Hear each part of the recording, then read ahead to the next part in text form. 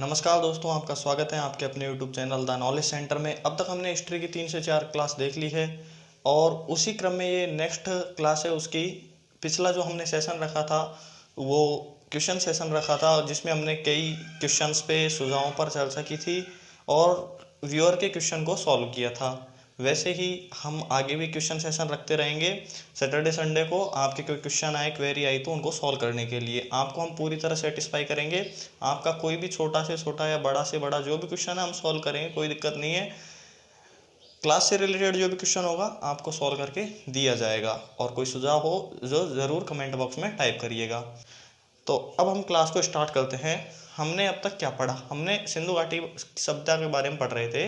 सिंधु घाटी सभ्यता में हमने पढ़ा कि कहाँ स्थित है इसकी स्थिति, कहाँ तक इसका विस्तार है विस्तार, और पढ़ा हमने इसका नाम कैसे पढ़ा और इसमें रहने वाले लोग कौन थे और इसका टाइम पीरियड क्या था। जो सभी मतों पर हमने बात कर ली थी, अलग अलग A to Z पूरी बात कर ली थी।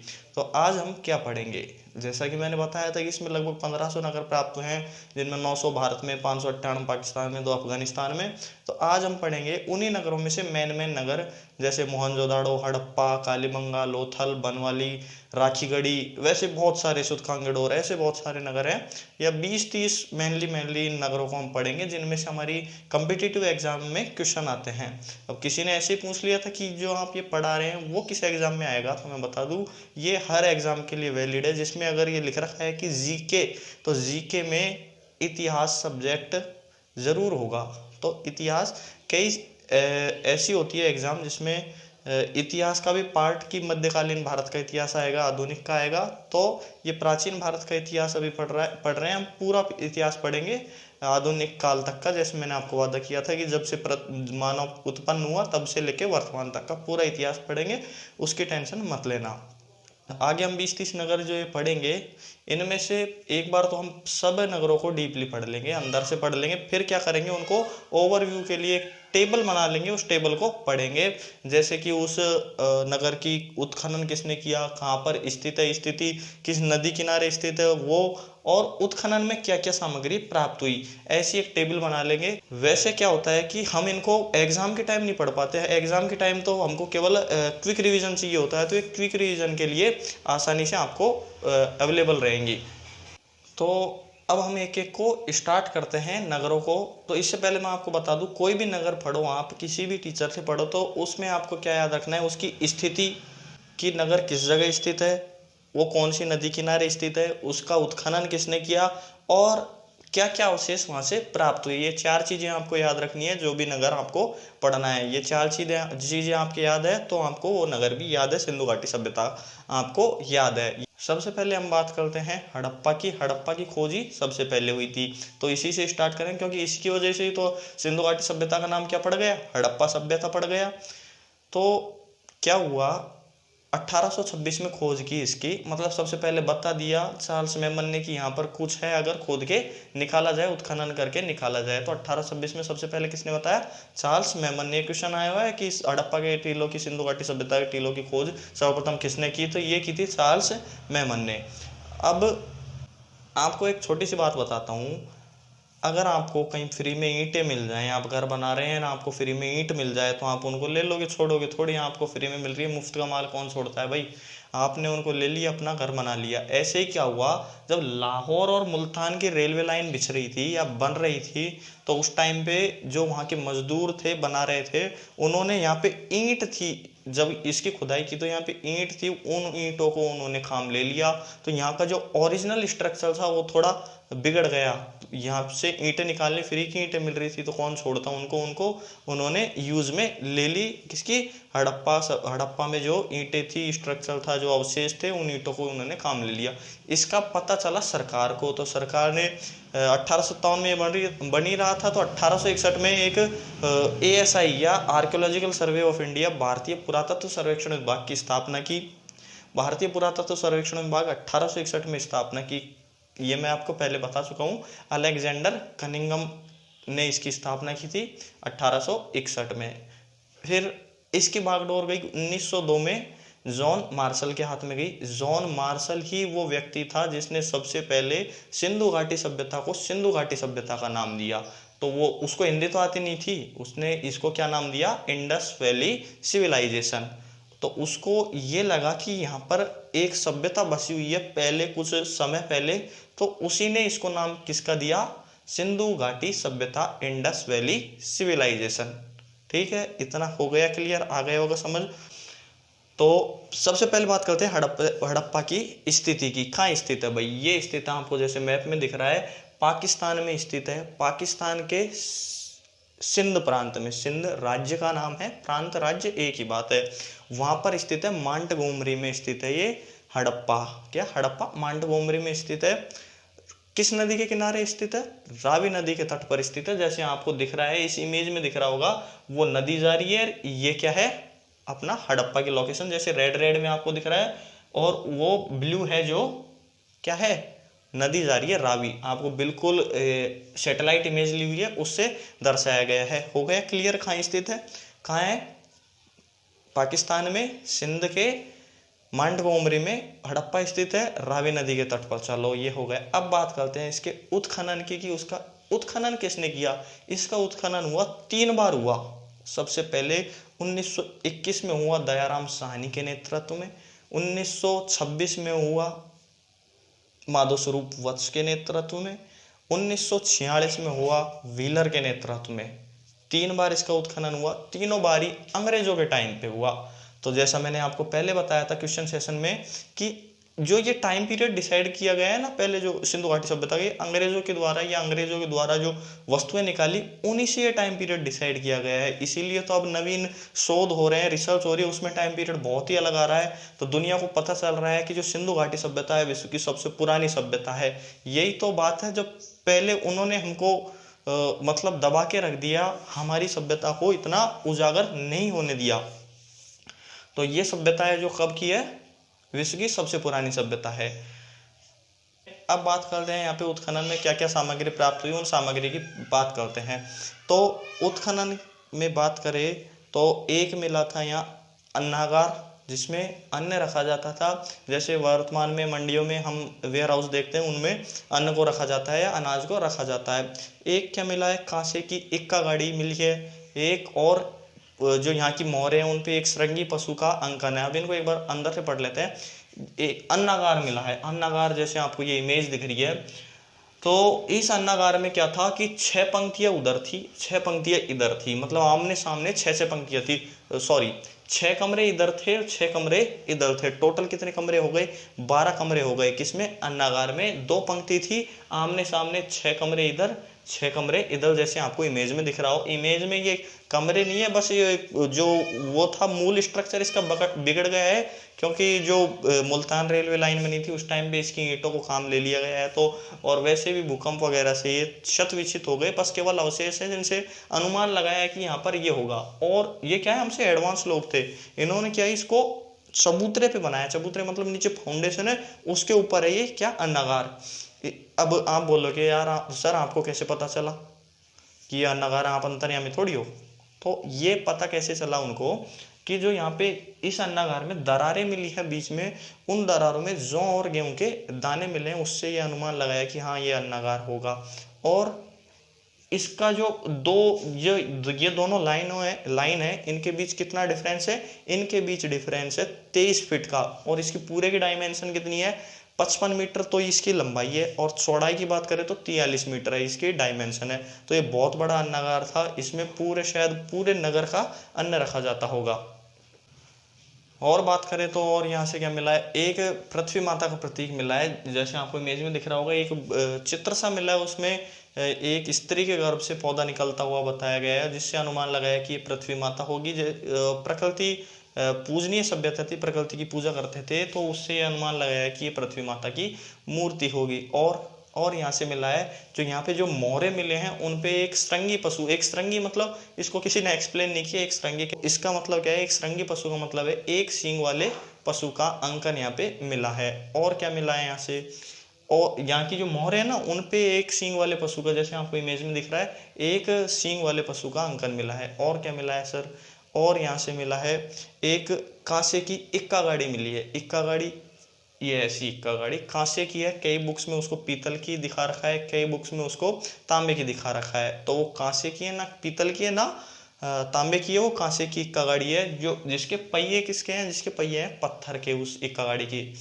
और क्या चीजें मिली हैं यहाँ से, और भी बहुत सारी चीजें मिली है, जैसे एक महर्षि है उसको यज्ञ करते हुए दर्शाया गया है, और प्यासा कौआ और चालाक लोमड़ी जैसी कहानियां, जो यहाँ की पोट्री है उस पे मृद भांड है, उन पे अंकन मिला है उन कहानियों का। जैसे अब हम पढ़ते हैं ना, तो अंकन कैसे ऐसे थोड़ी लिख रखा है कि once upon a time there was a crow it was well thirsty, ऐसा नहीं लिख रखा। केवल अंकन ने चित्र बना रखा है और उनसे समझा गया है कि ये स्टोरी हो सकती है, जिसको हम पढ़ते हैं ना वो स्टोरी पहले लिख के चले गए वो। तो ये हमारे अवशेष मिले थे कहाँ से, हड़प्पा से। और इनको एक बार लास्ट में हम रिवाइज कर लेंगे, मोहनजोदड़ो और हड़प्पा को एक साथ। अब अगला जो अपना शहर आता है या अगली साइट आती है, वो साइट आती है मोहनजोदड़ो की। मोहनजोदड़ो की बात करें तो सबसे विकसित शहर है दुनिया का, मतलब कि सबसे पुराना विकसित शहर है मोहनजोदड़ो। और मोहनजोदड़ो का शाब्दिक अर्थ की बात करें तो मोहनजोदड़ो का शाब्दिक अर्थ है, सिंध भाषा में इसका शाब्दिक अर्थ होता है मृतकों का टीला। इसके लोकेशन की बात करें तो इसकी लोकेशन जैसे कि आपको ये दिख रही होगी पीछे इमेज में, इसकी लोकेशन है पाकिस्तान के पंजाब प्रांत में, पंजाब राज्य के सिंध पंजाब राज्य के लरकाना जिले में सिंधु नदी के तट पर या सिंधु नदी के किनारे पर। ये देखिए सिंधु नदी ये जा रही है, ये क्या है अपना मोहनजोदड़ो है, ये सिंधु नदी इधर जा रही है। तो सिंधु नदी के किनारे है क्या, मोहनजोदड़ो। जैसे आपको ये दिख रहा है सैटेलाइट इमेज है ये, इसमें पूरा ऊपर से आपको इमेज दिखाई हुई है। मोहनजोदड़ो की हमने स्थिति की बात कर ली, मोहनजोदड़ो की स्थिति की बात हो गई। कहाँ स्थित था ये बता दिया, पाकिस्तान में पाकिस्तान में पंजाब प्रांत के लरकाना में सिंधु नदी के किनारे, जो आपको पीछे इमेज में दिख गया। और सबसे विकसित शहर और क्या था, ये हमको कैसे पता चला कि सबसे विकसित है, क्या हम इधर रहने थोड़ी गए थे और लिख के थोड़ी गए, तो हमको पता कैसे चला कि यहाँ पे बहुत सारी इमारतें मिली हैं, धातु की मूर्तियां मिली हैं बहुत ज्यादा मात्रा में, और बहुत ज्यादा मुद्राएं मिली हैं। तो इनके आधार पे पता लगाया जा सकता है कि यहाँ पे अगर सबसे ज्यादा मिली है तो ये सबसे विकसित सबसे समृद्ध शहर रहा होगा जो मोहनजोदड़ो है। तो इसी संदर्भ में स्टुअर्ट पिगट नाम के पुरातत्ववेत्ता है, उन्होंने कहा कि सिंधु घाटी साम्राज्य की दो जुड़वा राजधानी है, एक है हड़प्पा एक है मोहनजोदड़ो। वैसे ही अपने प्रोफेसर दशरथ शर्मा है, उन्होंने कालीबंगा के लिए कहा है कि अगर हड़प्पा और मोहनजोदड़ो विस्तृत राजधानी है इसकी सिंधु घाटी सभ्यता की, वैसे ही जो कालीबंगा है तीसरी राजधानी है। तीसरी राजधानी किसने बताया कालीबंगा को, प्रोफेसर दशरथ शर्मा ने। ऐसे ही ये अपना मोहनजोदड़ो सबसे विकसित शहर इसीलिए इसको कहा गया। अब हम बात करें कि मोहनजोदड़ो से हमें क्या क्या वस्तुएं प्राप्त हुई है उत्खनन में, उन उत्खनन में प्राप्त वस्तुओं के बारे में बात करें तो यहाँ से जो मेन चीज प्राप्त हुई है वो मिला है द ग्रेट बाथ, विशाल स्नानागार। स्नानागार ये एक सामुदायिक स्नानागार था, जैसे आपको इमेज में दिख रहा है। ये एक ब्लूप्रिंट है उसका, वर्तमान स्वरूप तो थोड़ा खस्ता हालत में है उसका, लेकिन ये ब्लूप्रिंट है क्या, उस इतना शानदार नमूना है उस समय की वास्तुकला का। देखिए इसमें बीच में ये बात है और छोटे छोटे बात बना रखे हैं, और इसके पास ये कुआं है जो जल का स्रोत है, उसमें से पानी लीजिए नहाइए, ऐसा कुछ सिस्टम था। और उसमें जल के निकासी का एकदम उत्तम व्यवस्था की गई थी। इसकी डायमेंशन की बात करूँ तो इसकी डायमेंशन थी 39 फीट लंबाई में था, 23 फीट चौड़ाई में था, 8 फीट ये गहरा था। इसको मीटर में भी चेंज कर लीजिएगा आप, ये आपके ऊपर है इसको मीटर में चेंज करना। इसमें पानी की एकदम उत्तम व्यवस्था थी। उत्तर में मोहनजोदड़ो के उत्तर में ऐसे 8 स्नानागार और मिले हैं छोटे छोटे। इस स्नानागार की बात करें तो इसमें जो इसकी छत थी नीचे का या जो पैंदा था वो पक्की ईंटों का बना हुआ था, उस पर जिप्सम का लेप किया हुआ था, जैसे वो पानी अंदर ना जाए, पानी ऊपर होके बह जाए, इसका कठोरपन बना रहे। और पानी की एकदम उत्तम व्यवस्था थी, पक्की नालियां थी जिनसे पानी एक साइड चल जाए, जैसे आपको इस ब्लूप्रिंट में दिख रहा होगा पानी जा रहा है उधर होके, पानी की व्यवस्था है। और ये उसका वर्तमान स्वरूप है, आप ये देख लीजिए। और यहाँ से अन्नागार मिले हैं, छोटे अन्नागार है, जो हड़प्पा में मिले उनसे थोड़े छोटे अन्नागार है। और क्या मिली है यहाँ पे, एक कांसे की नर्तकी की मूर्ति मिली है, नर्तकी की, हाँ जो इमेज में दिख रही है दोनों साइड से, आगे और पीछे से हम देख लीजिए। इसका जो राइट हैंड है, राइट हिप्स पर इसके हाथ है, जैसे आपको दिख रहा होगा इमेज में, ये कांसे की है। और यहाँ से हमको एक दाढ़ी वाले योगी की मूर्ति प्राप्त हुई है। जो दाढ़ी वाले योगी की मूर्ति है सेल खड़ी पत्थर की बनी हुई है। जो इसके मूछें नहीं है, सबसे खास बात है मूछें नहीं है, दाढ़ी है। दाढ़ी को भी एक विशेष तरीके से सेट किया हुआ है। और इसके बाल है जो ऊपर से पट्टे से बंधे हुए हैं, पीछे को बंध रहे हैं, जैसे आपको इमेज में दिख रहा होगा। वर्तमान में कुछ ऐसी हालत है इसकी, पहले कुछ और रही होगी। तो इतनी अब से इतनी विकसित मूर्तिकला थी उस समय की, जो आप इनको देख के पता लगा सकते हो कि लगभग 3500 वर्ष ईसा पूर्व, मतलब आज से 5500 वर्ष पूर्व, 5500 वर्ष पूर्व ऐसी सभ्यता थी हमारी। ऐसे भी लोग थे जो ऐसी मूर्तियां बनाते थे। तो वो सिविलाइजेशन ऐसी थी, वो धीरे धीरे नष्ट हो गई। वो कैसे हुई उन पे आगे हम बात करेंगे। उसमें अलग अलग मत है, अलग अलग इतिहासकारों के, उनकी सब की बात करेंगे। अब एक बार रिवाइज कर देते हैं पूरी क्लास को। सबसे पहले हमने क्या पढ़ा, हड़प्पा पढ़ा। हड़प्पा की स्थिति कहाँ स्थित है, हड़प्पा पाकिस्तान में, पाकिस्तान के सिंध में मांटगोमरी में रावी नदी के तट पर स्थित है हड़प्पा। हड़प्पा की खोज किसने की, खोज की थी चार्ल्स मेमन ने। उत्खनन किसने किया, दयाराम साहनी ने 1921 में, 1926 में माधव स्वरूप वत्स ने, 1946 में मार्टिन व्हीलर ने। हो गया क्लियर। अब यहाँ से क्या क्या वस्तुएं प्राप्त हुई, एक हमको बड़ा सा अन्नागार प्राप्त हुआ है, 6 पंक्ति है, आमने 6 कमरे हैं आमने सामने, 23 फीट उनमें बीच में अंतर है, 55-39 मीटर का उसका डायमेंशन है, चबूतरे पे बना हुआ है अन्नागार है जो। ये आ गया आपकी समझ। और क्या मिला, कांसे की कगाड़ी है, पीतल की तांबे की नहीं है, कांसे की कगाड़ी है जिसके पहिए पत्थर के है। और क्या मिला है, एक मातृ देवी की प्रतिमा मिली है। और यहाँ की जो मुद्रा है उस पर एक श्रृंगी एक सींग वाले पशु का अंकन है। और क्या क्या मिला है, एक महिषी को यज्ञ करते दर्शाया गया है। और प्यासा कौवा और चालाक लोमड़ी की कहानियां अंकन है हड़प्पा में। अब बात करें मोहनजोदड़ो की। मोहनजोदड़ो कहाँ है, पाकिस्तान में ही है। पाकिस्तान के किस जगह, पंजाब में लरकाना में सिंधु नदी के किनारे। आपको पूरे ग्राफिक्स में दिख रहा होगा सैटेलाइट इमेज जो ली गई है मैप की। और क्या है, यहाँ से इसकी उत्खनन किसने किया, उत्खनन किया 1922 में राखलदास बनर्जी ने। यहाँ से क्या क्या वस्तुएं प्राप्त हुई, वस्तुओं से पहले इसके फैक्ट पढ़ लेते हैं कि मोहनजोदड़ो का अर्थ क्या होता है, मृतकों का टीला। और ये सबसे विकसित शहर था। और मोहनजोदड़ो, हाँ एक बात और, मोहनजोदड़ो है जो इसको सिंधु घाटी सभ्यता का नखलिस्तान। अब नखलिस्तान क्या होता है, नखलिस्तान का मतलब होता है कि वीरान क्षेत्र में एक हरी भरी जगह, या मरुस्थल में एक हरी भरी जगह। जैसे कि हम राजस्थान की ज्योग्राफी में पढ़ते हैं कि जो थार का रेगिस्तान है उसका नखलिस्तान क्या है, लाठी सीरीज, क्योंकि वो मरुस्थल में हरा भरा क्षेत्र है। वैसे ही ये पूरी सिंधु घाटी में सबसे विकसित शहर होने के कारण इसको क्या कहा, नखलिस्तान। सिंधु घाटी सभ्यता का नखलिस्तान मोहनजोदड़ो। और स्टुअर्ट पिगट ने इसको सिंधु घाटी सभ्यता की जुड़वा राजधानी हड़प्पा और मोहनजोदड़ो को बताया। वैसे ही प्रोफेसर दशरथ शर्मा ने कालीबंगा को बताया। कालीबंगा वही है जिसका सर्वप्रथम उत्खनन हुआ था आज़ादी के बाद। और इधर हमने क्या पढ़ा, सबसे विकसित शहर कैसे पता चला, सबसे ज्यादा मूर्ति, धातु, इमारत सबसे ज्यादा यहीं प्राप्त हुई है, इसीलिए इसको सबसे विकसित शहर माना गया है।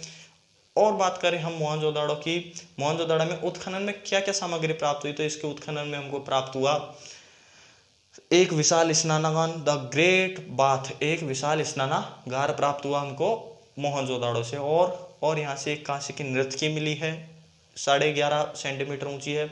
और एक सेल खड़ी पत्थर की बनी हुई एक योगी की मूर्ति मिली है। और क्या चीज़ें मिली हैं यहाँ से, और यहाँ से एक अन्नागार भी मिला है, छोटे हैं हड़प्पा से मिले जो अन्नागारों से। इन अन्नागारों की विशेषता है कि ये है जो नगर के अंदर है। मोहनजोदड़ो के अन्नागार है जो नगर के अंदर है, और हड़प्पा के अन्नागार है जो नगर के बाहर है। ये बात ध्यान रखनी है आपको। और एक टूटी हुई सीप की स्केल मिली है हड़प्पा से, तो ये इसकी आर्थिक स्थिति को दर्शाती है, ये स्केल है जो। और क्या मिला है हमको, और यहाँ की एक विशेषता ये है कि जो इसकी सड़क है 9 से 15 मीटर चौड़ी है, जिसको इतिहासकार पुरातत्ववेत्ताओं ने क्या नाम दिया गया है, जिसको इतिहासकार या पुरातत्ववेत्ताओं ने नाम दिया है राजमार्ग का। तो ये हमारे आज 2 मेन नगर हमने पढ़े, हड़प्पा और मोहनजोदड़ो। तो आशा करता हूँ आपको ये समझ आए होंगे। तो प्लीज़ क्लास को लाइक कीजिए, शेयर कीजिए, और अब तक आपने चैनल को सब्सक्राइब नहीं किया है तो चैनल को सब्सक्राइब कीजिए।